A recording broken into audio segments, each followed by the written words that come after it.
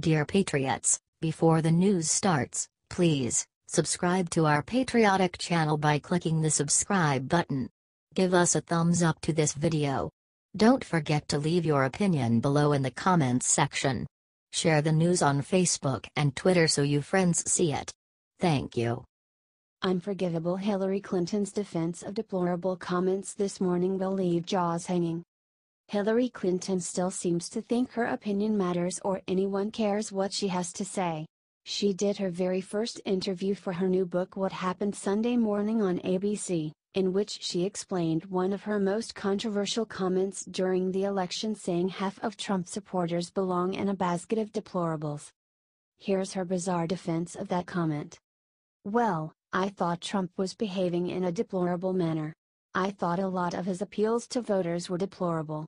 I thought his behavior as we saw on the Access Hollywood tape was deplorable. And there were a large number of people who didn't care. It did not matter to them. And he turned out to be a very effective reality TV star." Hillary's gross mischaracterization of President Trump and his supporters is one reason of many that she lost the election, and this just proves more than ever that she was totally unqualified to hold our nation's highest office. Certainly, President Trump has done and said things that weren't perfect. He is a mortal man with faults, and it's not like his supporters didn't care. But there were many, many other reasons to support and continue supporting the president. Hillary Clinton continues to not be able to recognize her own leadership failures and continues to blame everyone else for not liking her, giving us all the more reasons to be very happy with the 2016 election results. Share this one out 25,000 times if you're feeling deplorable and proud. HT The Hill.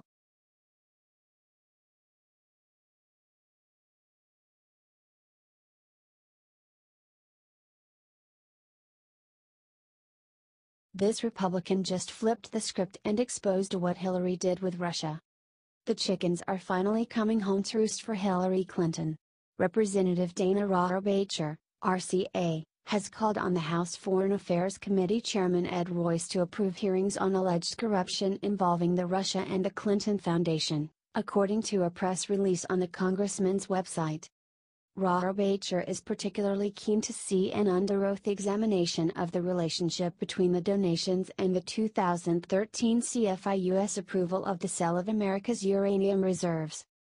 Rohrabacher currently chairs the House Foreign Affairs Subcommittee on Europe, Eurasia, and Emerging Threats, and has brought forward concerns about Russian financiers contributing significant donations to the Clinton Foundation. Rohrabacher's suggestion to Royce cited new evidence that the Obama administration had prior knowledge of possible bribery and violations of the Foreign Corrupt Practices Act involving state-owned Russian nuclear industry figures, the Clinton Foundation, and other Americans prior to the CFIUS approval of the uranium transaction. Conservatives have often thrown suspicions against the uranium transaction with Russia, which, according to Rohrabacher, transferred as much as 20% of the U.S. uranium reserves to Russia.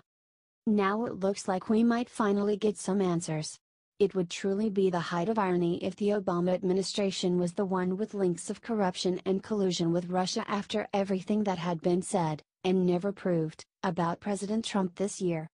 The media definitely isn't going to be advertising this awesome new development. That's why we need to get the word out ourselves by sharing 30,000 times. htrohrabacher.house.gov.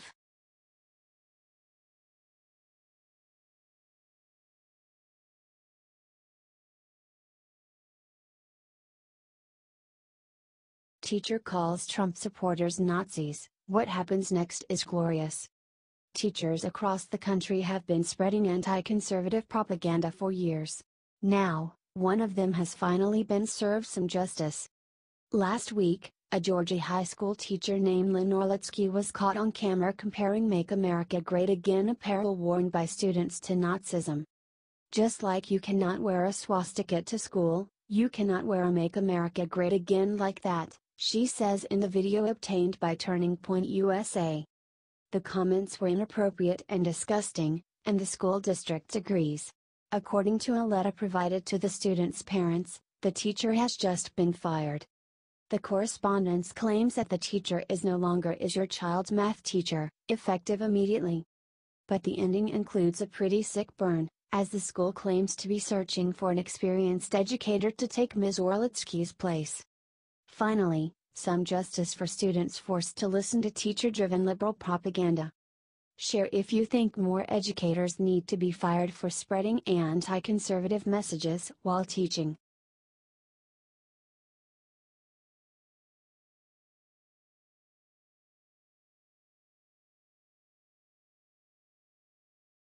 Reporter asked Trump about hurricane, the 7 words he said next made her heart stop. President Trump walked outside the White House on Sunday alongside First Lady Melania Trump and spoke about the federal government's response to Hurricane Irma. He said that he plans to go see the damage very soon. Trump said some amazing things about the first responders and made it very clear that he is very proud of the job that the U.S. Coast Guard has done during the storm. Then suddenly a reporter asked him about the cost of the hurricane. What Trump said next is dropping jaws across the nation. Trump responded, "Right now, we are worried about lives, not cost. I think it's been going really well," Trump told reporters. "I mean, the bad news is this is some big monster, but I think we're really well coordinated." The president then reserved praise for Coast Guard. A group that really deserves tremendous credit is the United States Coast Guard, Trump said, standing next to First Lady Melania Trump.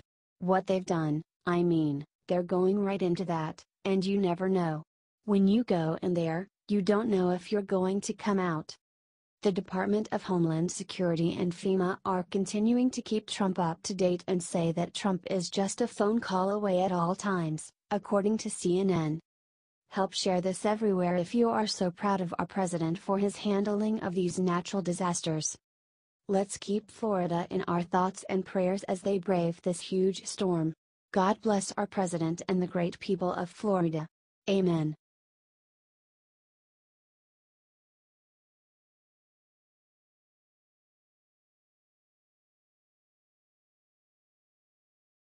The minute Hillary went on TV today, everyone noticed sick thing wrong with her eye.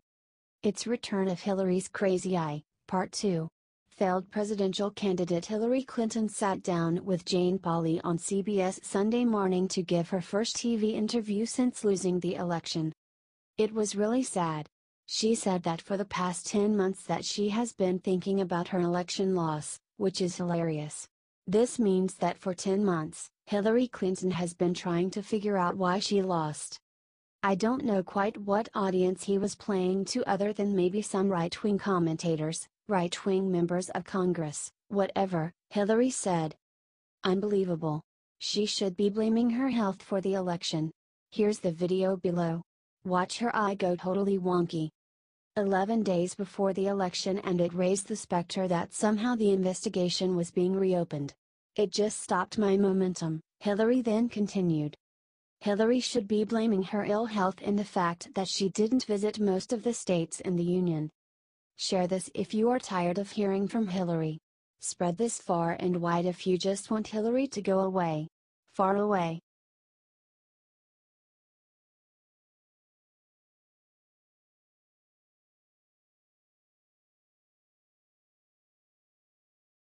Insane what Hillary Clinton just said this morning proves she has lost her mind. I'm gonna be honest with you folks. Every time I think Hillary Clinton has hit rock bottom, she finds a way to astound me. In some sad attempt at a book promotion this morning, the former First Lady decided to let loose, which was a bad idea for her. Where to even begin? Oh, how about the best part, where she actually defends calling half of America a basket of deplorables. When asked if she thought it offended people, Hillary snapped back, "I don't buy that, I don't buy that." Of course, there was the classic Hillary blame game. Y'all know what I mean, right? She blamed losing the election on James Comey and sexism. And also there was Russia, the alt-right, and even reality TV. There were so many other great moments in that interview. There was Hillary admitting on camera that she jumped into a bottle of wine when she lost. There was Hillary admitting on camera that she bought an extra house in DC to use while she was president. What a mistake. And, let's not forget, there was Hillary on camera admitting that she did not even write a concession speech, only a victory one. On the plus side, there was also that magical moment where Hillary Clinton swore she was done with campaigning. Does anyone really trust her though?